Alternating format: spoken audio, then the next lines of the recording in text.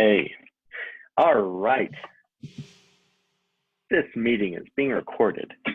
So today we're going to be going over rich or featured snippets is what they're called. They're little things in Google that is actually considered like a position 0. So it's technically like above position number 1 in Google and can be really, really awesome. Now I'll go ahead and I'll find some examples of it. This is one of our clients' competitors. They're clearly doing some really, really good things. They have a crazy amount of links. Their site's pretty dang authoritative for kind of like this like teaching blog kind of thing going on. A good amount of organic traffic. A lot of really, really good things, in my opinion, are happening here. So if I go ahead and I'm going to click on, I'm using Ahrefs, one of my favorite SEO tools. I'm going to take a look at their keywords here. Now they have a bunch of different keywords. You can see their position number 1 for teaching with a mountain view, which is their brand name. They get 700 monthly searches. Or figurative language examples, 41,000 monthly searches, and they're in spot number 7. So kind of a cool tool for being able to take a look into how different competitors and other websites are performing. Now this tool is kind of cool. SERP features, or search engine result page features, right? So what kind of things are there in Google? Now, if I want to find ones that they're ads who they're showing for that term, either ads at the top or ads at the bottom, I can click this and it will show me those. There's knowledge card, knowledge panel, image pack. So if there's like that section in the search engine result page that has like those images or a story, or people also ask, like, here's all these different aspects of things here. So what I'm going to be looking at is I'm going to find keywords that they are performing in that maybe they have the featured snippet for, is what I'm looking for. And I'm going to go ahead and hit apply. And I'm assuming there's some. I haven't looked into this one, so I'm assuming that there's some. So they're saying for this particular example here that there is a featured snippet. This client may or may not be the one that has it. There is a way to kind of look into it. Looks like this particular keyword here, conceptual error, this client does have the featured snippet. So let's go ahead and take a look at that. I'm going to go ahead and copy that, and I'm going to hop into Google and post that keyword, that phrase into there. So you can see here, boom, looks like we do have this featured snippet here for this term, conceptual errors. They are ranked what's considered position 0, or right there above kind of all these other search results, which is kind of cool. Now, it used to be not long ago that you could actually rank here for this page, and then you could also have it down here. And so that was cool because you could be in spot technically 0, and then also like spot number 1. So you could be all over. But Google has kind of changed that to the point that now it's not very common. If you're in here at this very, very top of the one, that's generally your search results, so you can't be in there twice. So it used to be absolute gold to be able to be here for these positions, and it's still advantageous, but maybe not quite what it used to be. But still, if I'm looking for a term and I see this, and this looks like this is the resource that Google thinks is the best for this particular type of resource. So, I'm going to go ahead and take a look at their page. I think it's interesting here that Google has chosen to be able to show this. Now, what's kind of interesting is there are ways to be able to kind of optimize the content on our page to perhaps be able to perform for this. So I'm going to go ahead and I'm going to try to find this piece of content that they have here that Google thinks is so cool for this particular example. And let's just see if there are kind of some things that takes me right to it, which is kind of cool here. So it's interesting. What happened here was Google understood this content well. And generally what we can do to be able to help Google understand what these different keywords are is they have it in, I believe this is probably an H2, or they're an H3 of some sort, or something, some kind of header. They formatted it in a way that this is meaningful, right? So conceptual errors, this is the H3 here, and then here's this big paragraph of content that kind of defines this. So Google has looked at this content and decided this must be a good resource or a good definition, essentially, for this particular type of keyword. Let's look at some other examples here. Looks like they're saying that all of these are keywords that have rich snippets. So let's see here, teaching suffixes. Let's go ahead and take a look at that one.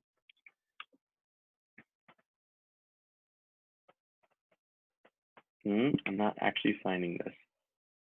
So it's not always a perfect tool here. Let's see here, main idea versus theme. And I'm looking at this particular one because this is actually a keyword that our client would like to be ranked for, but may or may not be. So here's another example where they kind of did this, right? And it brought up this example. This isn't a great one. I think it's kind of weird that they brought up the search result, but they don't really have any text. Generally, they do have some good text in there. Interesting. Let's take a look at maybe some other examples here. Figurative language examples. Let's pull this up.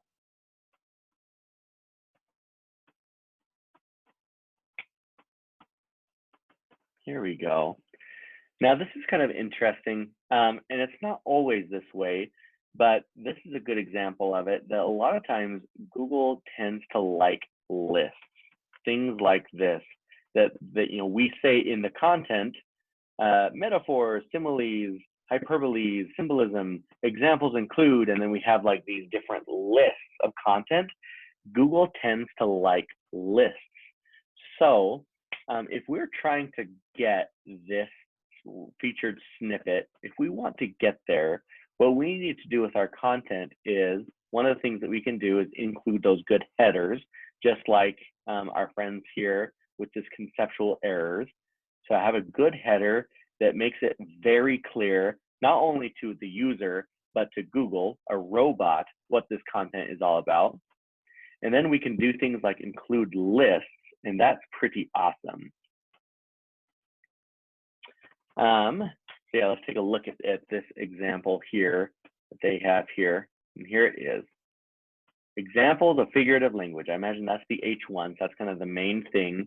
And then shortly thereafter, here's, where'd that list go? I thought the list would be here.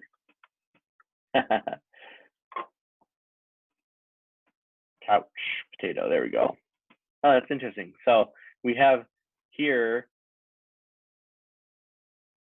they pulled this piece of content here, metaphors, and they actually went down to this metaphor section and grabbed this piece of content in the list. So that's interesting that Google tried to like put these together, kind of a thing like that. That's kind of interesting. But this is good content here, right? It would make a lot more sense if it was like examples of metaphors, is probably what I would say here. Examples of metaphors.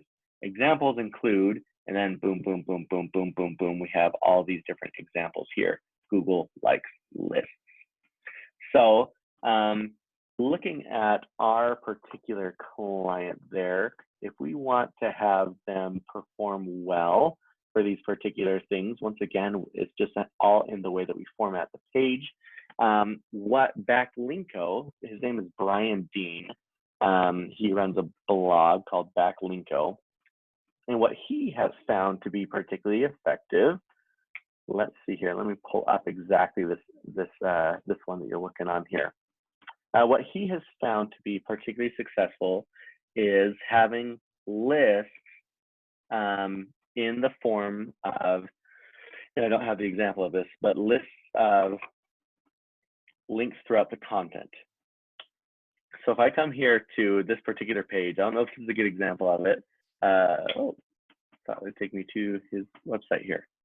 Backlinko, search engine rankings. If I come here to his content, chances are what we're going to find is like a good header and stuff like that. And then we're going to find lists. Here's a summary of all of our findings, blah, blah, blah, blah. What you'll see in a lot of his other content is you'll actually find like this kind of like a menu kind of portion right at the top of it that links down to different portions of the content. So he has a list in there, and then also links to different examples here. I was hoping I could see his blog here. Not quite what I'm looking for here. But if you look at a bunch of his different content, he kind of has it in that way. So if we're going to do kind of something similar here, we have 5 fun idiom activities. And then, you know, we have this good content here. We have kind of these different lists here, where we have these different examples of these different activities that they're talking about. So what I'd recommend that we do is we actually have a list at some place. It could be under this paragraph, or it could be up at this top, but it says examples of these great 5 fun idiom activities include idiom match, idiom hunt, visualizing idioms, and create an idiom mini book and make an idiom banner. So you have like these different things, you list out all of them, and then you'd have a hyperlink to each of these different sections here so that a user could see that list, click on it, and immediately be taken down to it. Is it a good user experience? Yeah, it's a good user experience to have kind of like a sub menu essentially in the content there. That's a good user experience, but mostly it's advantageous because, you know, it is just a way to kind of optimize in a way that Google really, really likes. So then, you know, hopefully months from now, when we go to, or, you know, a month or so, when we come to Google and we have, you know, 5 fun idiom activities, like you can see here, someone else kind of has this, has essentially done the same thing. And it looks like, boom, actually here we are in a featured snippet kind of a thing, which I think this is actually a relatively new thing. This is what we were hoping to accomplish, and it looks like we may have already done so. But you can kind of see here, Google actually has gone through and has essentially already made this list, even though we didn't have it in that format. Google understood the content enough that they went and got these H2s, or these H3s, or whichever one these are, and made a list for us, which is kind of interesting. But if we were to come in and make that list for them, I think that would really increase the chances that we perform kind of well in there. Once again, if we kind of look down here through their content, looks like Google has done something very similar as far as has gone through and has gotten these H2s, H3s, H4s, and things like that. But I wonder if we made the list, or if they made the list, if this particular example made that list of links for them, if that wouldn't be advantageous there. So that's kind of the overall idea here. What is interesting is these types of links, these types of search results, they're really interesting because, well, they bring in like this image here, they have the link, they have kind of this preview of the content, but more, and it's also in spot 0, right? It's up here way, way high on this Google search engine result page, which is awesome. But what's also interesting is just how much of this page is taken up here. Like, I don't know exactly the size of this kind of area, but it's pretty substantial. Like, there's a good portion of this page that is taken up by this particular search result, which is really, really cool. So for all those reasons, it's really, really awesome to be able to be getting these rich, or these featured snippets. They used to be called rich snippets pretty commonly, but now they're called featured snippets more. So yeah, that is just a really, really good thing to do. And you can kind of see all these other tiny little baby search results. Like, they're just so little and cute, but this one's so big and awesome and undeniable. So that's why it's valuable to gain them for our clients if we can. And using tools like Ahrefs can actually help us find opportunities that not only our competitors have per se, but things that we have as well. So I know, like, theme versus main idea, I've told you before, that I think that's actually a keyword that our client has content for. And it looks like this particular example, this withchicago.org, is one that's done really, really well for this particular keyword. They're ranked really, really competitively. Let's see if we can find our client there. We can't. And so if we were able to kind of boost and optimize our content, it would be really, really better. Some of the things that Google takes into consideration, I mean, we've talked about structure, right? But also Google wants us to be coming from an authoritative resource. So if we're able to increase the authority of our website, if we get more links to it, if we have more good content related to it, then that means the opportunity for us to be able to perform in this kind of a way really, really increases fairly dramatically. And depending on the keyword, being positioned in some place like right here can bring in just a substantial amount of traffic if we are pretty strategic about the keywords that we try to get featured for. So, what questions do you have there, Kaya? I think the only question I had was you mentioned having a menu, and then also like how Google likes lists. And so could you kind of like a lot of the times just blend those? Like at the beginning, you have your Mm-hmm. menu and that is the list. Yes, you certainly can. I was kind of hoping. Let's take a look at Backlinko and see if because he was doing this, and then the piece of content the particular piece of content I went into didn't have it. But he was doing this like on all of his blog posts that he would have, yeah, this menu of just like these hyperlinks throughout pieces of the content. And so look at all the keywords he ranks for. Not too surprising there. He's an SEO guy. He should be doing that, right? So you can see, like, look at all the rich snippets that he has here. Mm-hmm. Boom, boom, boom, boom, boom, boom, boom, boom, boom, boom. So let's take a look at this SEO checklist and see if he did something of that nature here to be able to get that one. There we go. Okay, yeah, so we kind of did do that. Okay. Yep. So that's kind of what we're going for, and we don't have any guarantee necessarily that this works, and Yeah. what works now could change. But this is something that I mean, clearly Brian Steen here at Backlinko is doing well. Yeah. So there must be kind of something to it there. Definitely do it. Let's see if Cool. there's more of them. Mm-hmm. Anyways, yeah, I think that's Awesome. a pretty good way to go about that.